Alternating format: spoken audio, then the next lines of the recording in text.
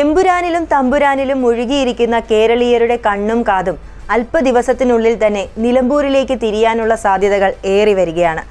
2 വട്ടം ഇടതുപക്ഷ സ്വതന്ത്രനായി അവിടെ നിന്ന് വിജയിച്ച MLA ആയ PV അൻവറിന്റെ രാജിയാണ് കേരളത്തിൽ മറ്റൊരു ഉപതെരഞ്ഞെടുപ്പിന് വഴിയൊരുക്കിയിരിക്കുന്നത്. പല കാരണങ്ങളാൽ കലങ്ങി മറിഞ്ഞിരിക്കുന്ന കേരള രാഷ്ട്രീയം മെയ് അവസാനമോ ജൂൺ ആദ്യവാരമോ നടക്കുന്ന തിരഞ്ഞെടുപ്പിൽ ഒരു പുതിയ ദിശാപിറവിയായിരിക്കും നിലമ്പൂരിൽ നിന്നും നോക്കിക്കാണുന്നത്.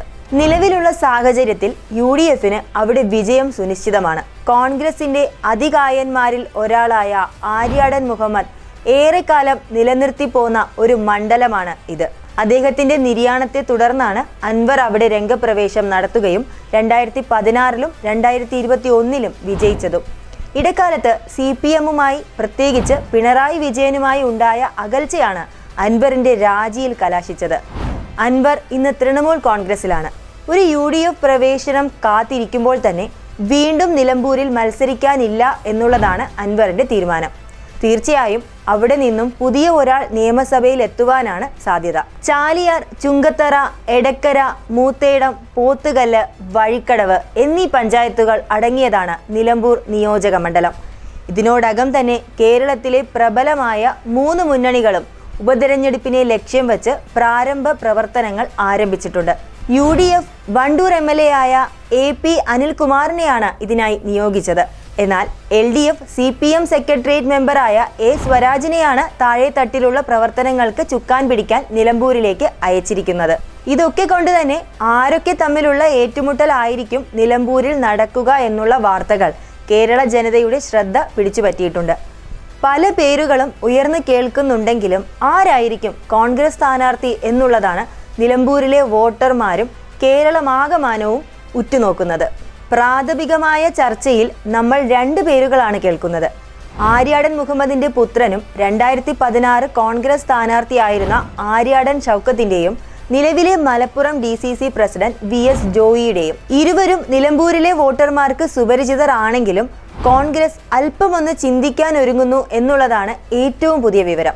നിലവിലുള്ള DCC പ്രസിഡന്റുമാരെ ഇലക്ഷൻ ഗോതയിലേക്ക് അയക്കേണ്ട എന്നുള്ള AICC തീരുമാനവും അൻവറിന്റെ കൂടെ പിന്തുണ ഉറപ്പിക്കാനുള്ള കോൺഗ്രസിന്റെ ശ്രമവും കാരണം ഇതുവരെ ചിത്രത്തിലില്ലാത്ത ഒരു പുതിയ സ്ഥാനാർത്ഥിയെ പാർട്ടിയും UDFും ചിന്തിച്ച് തുടങ്ങിയിട്ടുണ്ട്. കൂടാതെ അടുത്ത കൊല്ലം ഷൗക്കത്തിനെ പാലക്കാട് ജില്ലയിലുള്ള ഒരു സീറ്റിൽ പരീക്ഷിക്കാനുള്ള ചിന്താഗതിയും പാർട്ടിയെ ഒരു സർജിക്കൽ സ്ട്രൈക്ക് നടത്തുവാൻ പ്രേരിപ്പിക്കുന്നുണ്ട്. ഇത്തരം നീക്കങ്ങൾക്ക് AICCയുടെ അംഗീകാരം ലഭിച്ചാൽ ഇക്കുറി നറുക്കു വീടുന്നത് കേരള വനിതാ കോൺഗ്രസിന്റെ ജനറൽ സെക്രട്ടറിമാരിൽ ഒരാളായ ആലിപ്പറ്റ ജമീലയ്ക്കായിരിക്കും എന്നാണ് ഗ്രൗണ്ട് സീറോയുടെ അടുത്ത് വിശ്വസനീയമായ KPCC വൃത്തങ്ങൾ കഴിഞ്ഞ ദിവസം സൂചിപ്പിച്ചത്. ഒരു വനിതാ സ്ഥാനാർത്ഥിയെ നിലമ്പൂരിൽ പരീക്ഷിക്കുക വഴി KPCC ഒന്നിലേറെ ഗുണങ്ങളാണ് നോട്ടമിട്ടിരിക്കുന്നത്. 1. വനിതാ വോട്ടർമാരെ തങ്ങളുടെ ഒപ്പം ചേർത്ത് വയ്ക്കുക. 2. കോൺഗ്രസിന്റെ വനിതാ പ്രാതിനിധ്യം അസംബ്ലിയിൽ കൂട്ടുക. നിലവിൽ കോൺഗ്രസിന് നിയമസഭയിൽ ഒരേ ഒരു വനിതാ മെമ്പറാണുള്ളത്. തൃക്കാക്കരയിൽ നിന്നും വിജയിച്ച ഉമാ തോമസ്. UDFനകത്ത് 2.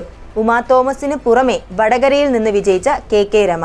ഏറെ നാളത്തെ പ്രവർത്തന പരിചയത്തിനു പുറമെ ജമീലയ്ക്കുള്ള മറ്റൊരു പ്ലസ് പോയിന്റ് അവർക്ക് വയനാട് MP പ്രിയങ്ക ഗാന്ധിയുമായിട്ടുള്ള അടുപ്പമാണ്. പ്രിയങ്ക ഗാന്ധി വയനാട്ടിൽ ആദ്യമായി ഇലക്ഷൻ നേരിടുമ്പോൾ ജമീല അവർക്ക് വേണ്ടി ഒരു മുൻനിര പോരാളിയായിരുന്നു. ജമീലയുടെ സ്ഥാനാർത്ഥിത്വം വഴി LDFനെയും NDAയും തീർച്ചയായും പുറകോട്ടടിക്കാൻ സാധിക്കും എന്നാണ് കോൺഗ്രസ് നേതൃത്വം വിചാരിക്കുന്നത്. അങ്ങനെ ഇരിക്കെ തന്നെ ജമീലയുടെ പേരിനോടൊപ്പം ആര്യാടൻ ഷൗക്കത്തിന്റെയും VS ജോയിയുടെയും പേരുകൾ അടങ്ങിയ ഒരു ലിസ്റ്റ് ആയിരിക്കും KPCC ഈ വരുന്ന ദിവസങ്ങളിൽ AICCക്ക് സമർപ്പിക്കുക. ഇലക്ഷൻ വിജ്ഞാപനത്തിന്റെ അന്നു തന്നെ തങ്ങളുടെ സ്ഥാനാർത്ഥിയെ പ്രഖ്യാപിക്കാനാണ് KPCC ഇപ്പോൾ പദ്ധതിയിട്ടിട്ടുള്ളത്. ജമീലയുടെ പേരിന് AICC അംഗീകാരം നൽകുമോ എന്നതാണ് ഇനി കേരളം നോക്കിക്കാണേണ്ടത്. കൂടുതൽ വാർത്തകൾക്കും വിശേഷങ്ങൾക്കും ഞങ്ങളുടെ channel like, share and subscribe ചെയ്യുക. കൂടാതെ സബ്സ്ക്രൈബ് ബട്ടണിലെ ബെൽ ഐക്കൺ എനേബിൾ ചെയ്യാനും മറക്കരുത്.